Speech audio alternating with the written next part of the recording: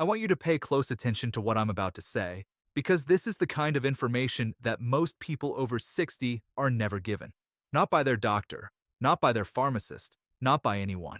And by the time most people discover it, the window to act is already closing. But you're here right now, and that means you still have a chance to change things. Chronic stress does not just affect your mood, your sleep, or your heart. NIH and NCI researchers have now identified the exact biological pathway through which prolonged psychological stress accelerates cancer cell growth. And the mechanism is more direct than most people realize. When your body experiences chronic stress, it produces elevated levels of a hormone called cortisol. In short bursts, cortisol is protective. It is your fight or flight response doing its job. But when cortisol remains elevated day after day, week after week, it begins to suppress the immune system in very specific and dangerous ways. It reduces the activity of natural killer cells, the immune cells responsible for identifying and destroying abnormal and pre-cancerous cells before they develop into tumors. It increases systemic inflammation, the biological environment that cancer cells require to survive and spread. And it alters the tumor microenvironment directly. Research published by the NCI found that stress hormones can trigger changes in the tissue surrounding a tumor that make it easier for cancer cells to invade neighboring tissue and enter the bloodstream. There is also a second pathway that most people have never heard of. Chronic stress activates the sympathetic nervous system, your body's emergency response network.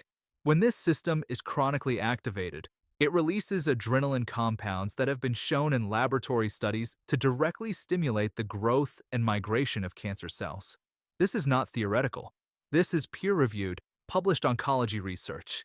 And the population most affected by chronic unmanaged stress, adults over 60 dealing with health concerns, financial pressure, loss of loved ones, isolation, is the same population most at risk for the cancers this mechanism promotes.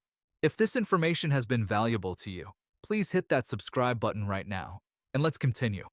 The good news is that the same research that identified this pathway also confirmed that it is reversible, and the interventions required are not complicated. First, diaphragmatic breathing. 6 slow, deep breaths activates the parasympathetic nervous system, your body's recovery state, and measurably reduces cortisol within minutes. 3 sessions of 10 minutes per day has been shown in clinical studies to produce sustained reductions in chronic cortisol levels.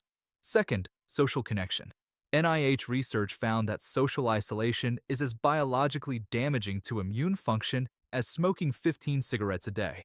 Phone calls, community groups, faith communities, and regular in-person interaction are not optional lifestyle preferences. They are biological necessities for cancer prevention after 60. Third, exposure to nature.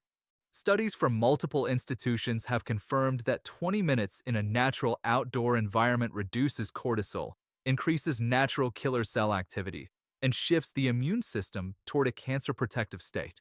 You cannot eliminate stress, but you can change how your body responds to it. And that response, according to the research, is one of the most powerful levers you have over your own cancer risk.